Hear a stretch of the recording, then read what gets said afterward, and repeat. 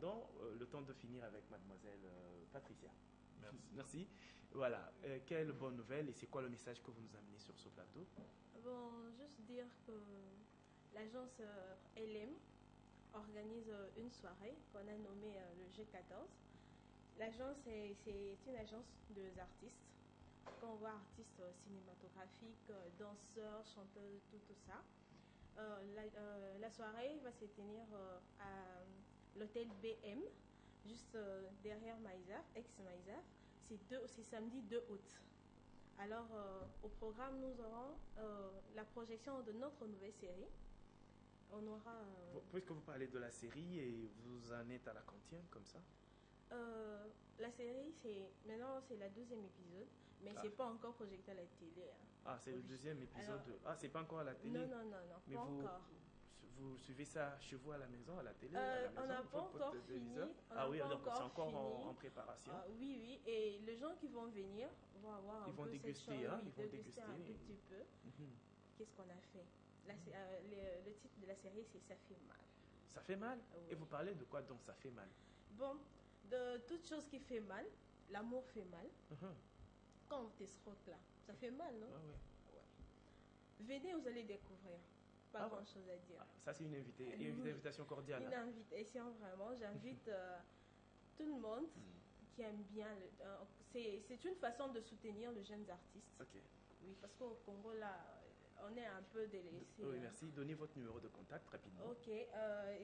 L'invitation, pour réserver votre invitation, il faut appeler les 081 67 71 et 799. Reprenez le numéro. 081 67, j'ai oublié même, 081 67 19 799. Merci. Nous vous disons merci d'être passé et ce message est passé certainement. Ok, merci beaucoup. Merci, bonne journée à vous. Nous poursuivons ce programme, mesdames et messieurs, cette fois-ci pour nous entretenir avec Monsieur Papitamba, qui est membre du PPRD et communicateur de la majorité présidentielle. Nous revenons à vous. Voilà, l'actualité, c'est autour de la révision constitutionnelle. Nous ne cesserons d'en parler, puisque ça fait débat jusque-là.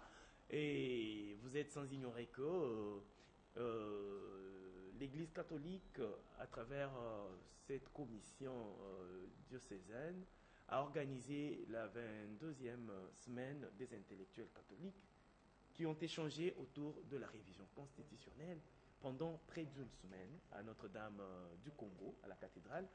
Et il y a eu quand même des conclusions à la fin donc, de ces travaux. On ne peut pas réviser la constitution de la République démocratique du Congo dans ce contexte. Vous, à la majorité présidentielle, vous semblez voir autrement les choses. Comment réagissez-vous face à cette position de l'Église catholique ou des intellectuels catholiques? Déjà, merci M. Yves pour l'invitation. Pour répondre à votre question, je pense que nous devons commencer par poser 3 faits. Le premier fait, c'est que nous avons une constitution qui régit notre pays, qui est l'émanation du peuple congolais. Qui, je dis bien, je tiens à le répéter, qui est l'émanation du peuple congolais. Le peuple congolais l'a mise en place par voie référendaire. Ce n'est pas une œuvre ou une production d'un enseignement quelconque, d'une église quelconque. Sinon, dans ces cas, avec le nombre d'églises que nous avons dans notre pays, nous aurons eu droit à plusieurs textes constitutionnels. Donc, un peu de respect à ces peuples. Ça, c'est de 1. De 2, le peuple congolais qui a mis en place cette constitution prévoit lui-même les procédures de révision de ces textes. Tout ce que le peuple demande, c'est que cette procédure de révision ne soit pas viciée. Donc, il n'appartient à personne, ni à un organe, même à une institution, de priver au peuple congolais son droit le plus naturel. Maintenant, troisièmement, vous savez, j'ai participé à ces 3 jours d'assises de ce que vous appelez l'assise des catholiques. J'y étais. Okay. J'ai pris part pendant 3 jours. Nous étions dans l'église et en aucun moment pendant ces 3 jours, nous n'avons pu réunir plus de 200 à 250 personnes. Pour vous, cela est dû Je dois déduire... Non, c'est-à-dire, si aujourd'hui, M. Yves, 250 personnes dans notre pays peuvent se réveiller un jour pour prendre position sur une matière qui touche l'ensemble du peuple congolais, je pense que quelque part ça doit poser sérieux problèmes. Ça, c'est se donner un rôle que Dieu n'aimerait pas que nous puissions avoir. Voilà pourquoi nous poserons toujours les problèmes. Nous posons toujours le problème de la séparation entre l'Église et l'État. C'est encore le lieu ici de rappeler aux prélats, aux différents organisateurs, c'est-à-dire à l'Église dans son ensemble, de les appeler encore à la raison, au meilleur sentiment, pour considérer leur mission première. Leur mission première qui est l'évangélisation. Vous avez reçu les évangélistes tout à l'heure. Je ne les ai pas entendus parler de la Constitution, je les ai entendus parler de la guérison, parler de la foi, parler des miracles. Est-ce qu'il est interdit, aux ecclésiastiques de parler de la situation fondamentale de leur pays, parce que cette histoire de la Constitution n'est pas à mettre de côté. Il n'est pas interdit à n'importe quel individu congolais d'en parler. Et surtout que cette réunion, c'était la réflexion des intellectuels catholiques, y compris vous de la majorité, qui êtes catholique. Vous êtes rendu. Je suis en train de vous dire ceci. Tout Congolais a droit au chapitre. Tout à fait. En revanche, une organisation telle que l'Église ne peut pas maintenant se ranger comme étant une corporation pour prendre position dans une matière qui touche la politique. Pour la simple et bonne raison, c'est que nous n'avons pas de bons précédents dans l'histoire.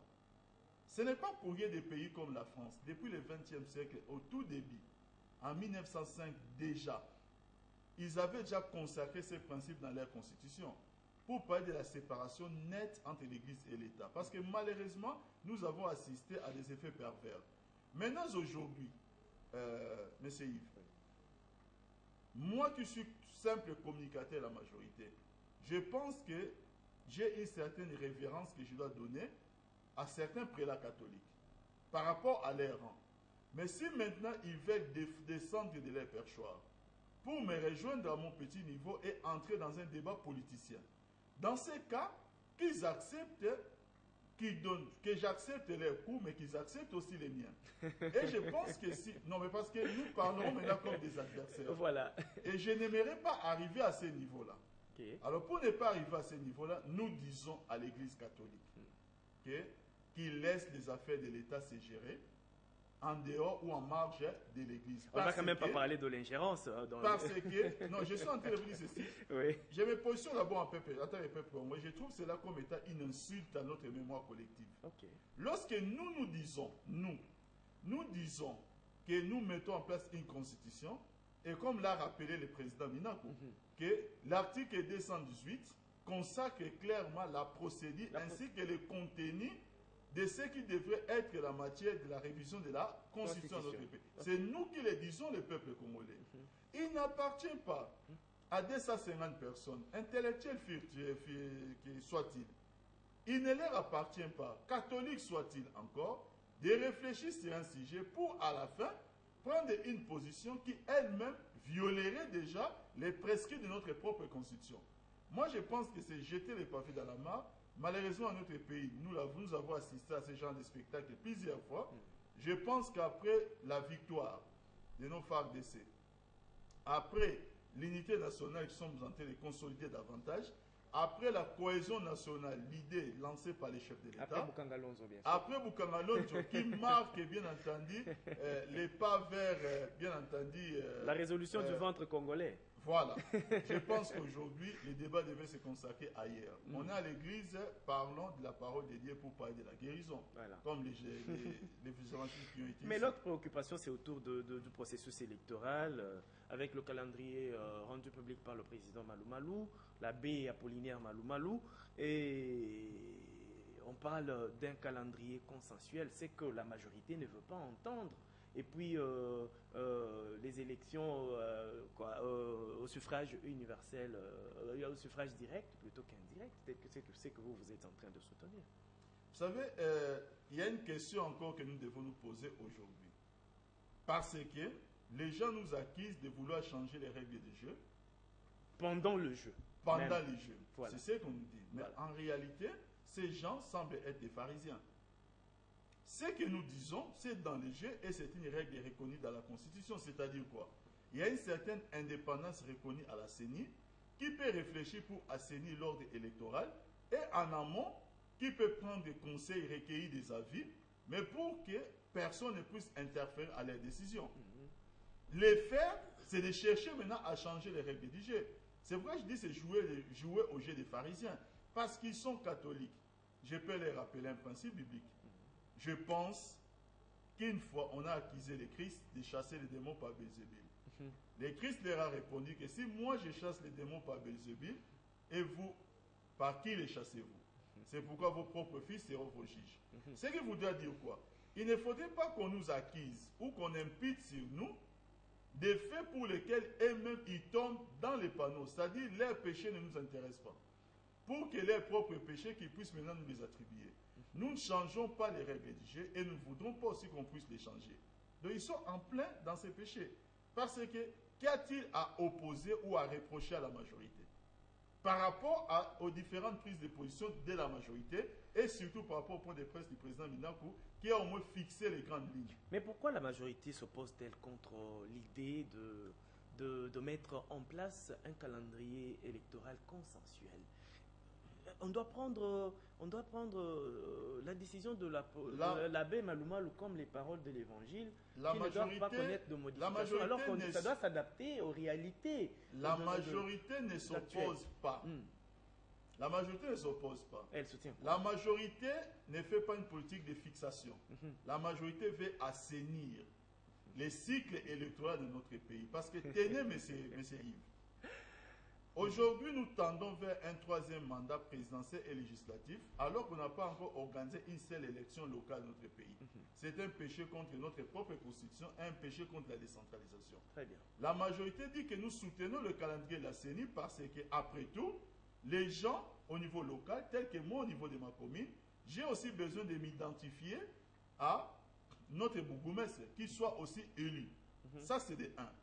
La majorité dit que nous avons les assemblées provinciales. Nous avons les gouverneurs des provinces et les sénats qui sont en dépassement des mandats. Oui. Là, au moins, c'est un débat qui mérite d'être élevé. La majorité dit quelle solution nous devons apporter. Voilà la problématique. Mais curieusement, nous avons des gens aujourd'hui qui nous amènent vers un débat qui n'existait pas. Ça veut dire qu'on nous parle du mandat du chef de l'État qui a encore 60% de son mandat à effectuer, qui n'est pas en dépassement des mandats. Ce sont des prévisions. Maintenant, là je dis que ça devient une politique de fixation. Et lorsqu'on fait une politique de fixation, on n'assainit pas l'ensemble du système. C'est-à-dire quoi? Nous serons otages d'un certain nombre de personnes pour que nous passions de mandat en mandat en sacrifiant d'autres enjeux électoraux au profit de leurs propres fantasmes. Qu'y a-t-il de mal? Je dis bien, qu'y a-t-il de mal aujourd'hui à demander aux partis politiques, puisque la CRG sache, la Cinco, l'Église catholique, ne présentera pas de candidats. C'est-à-dire, ce n'est pas une organisation politique connue comme telle. Maintenant, je parle des acteurs politiques. Qu'y a-t-il de mal à leur demander d'aller remporter la territoriale et après remporter au niveau des assemblées provinciales et au niveau des sénats et après remporter les législatives et les présidentielles? À ne pas accepter un tel schéma pour que nous puissions assainir l'ensemble, ça devient suspect. Ça prouve tout simplement que nous avons affaire avec des gens qui savent pertinemment bien que ce qu'ils proposent irait encore vers un déni de notre propre décentralisation et de notre propre constitution et que, in fine, ils risqueront encore de nous amener vers des tables de négociation. Or, le schéma de la majorité est assez clair. Que le peuple congolais récupère son pouvoir régalien. Le pouvoir régalien du peuple congolais, c'est qu'à tous les différents niveaux, pas seulement au niveau de la présidence de la République, à tous les différents niveaux, c'est qu'ils s'identifient à travers les acteurs qui les dirigent, depuis la base jusqu'au sommet de l'État. Faisons-le. Un peu de respect à ces peuples. Pourquoi s'opposer à ceux qui devaient refléter la volonté populaire? Un peu de respect, un peu d'élégance, c'est ce que vous dites souvent. Mais j'ai dit un peu de respect, un peu d'élégance au peuple. Je pense que le peuple congolais en a droit. Okay, c'est-à-dire qu'il ne peut pas, pour finir, il ne peut pas lui-même mettre en place une constitution. Il ne peut pas lui-même déterminer la procédure et la nature ainsi que le contenu, la révision de la Constitution pour qu'un groupe de 250 personnes vienne de lui ravir de façon brutale. Ça devient la dictature et nous ne l'accepterons pas. Merci Papi Tamba. Nous rappelons, mesdames et messieurs, qu'on recevait sur ce plateau Papi Tamba, qui est donc membre du PPRD et communicateur de la majorité présidentielle, qui fixait les esprits par rapport à l'actualité autour de la révision constitutionnelle, le processus électoral. Au moins, vous êtes fixé à partir de la maison. Nous vous disons merci, monsieur Papi, d'être passé. Merci, monsieur. Ok. Mesdames et messieurs, vous comprenez que nous sommes arrivés complètement à la fin de ce programme matinal appelé Déjeuner 24 sur le reflet de Kinshasa. Nous vous disons donc merci de votre confiance renouvelée sans cesse dans ce que nous sommes en train de faire. Merci à tous ceux qui ont mis la main à la pâte pour que vous puissiez déguster ce beau gâteau. Merci à Alima Sidiabel qui était derrière la caméra. Merci aussi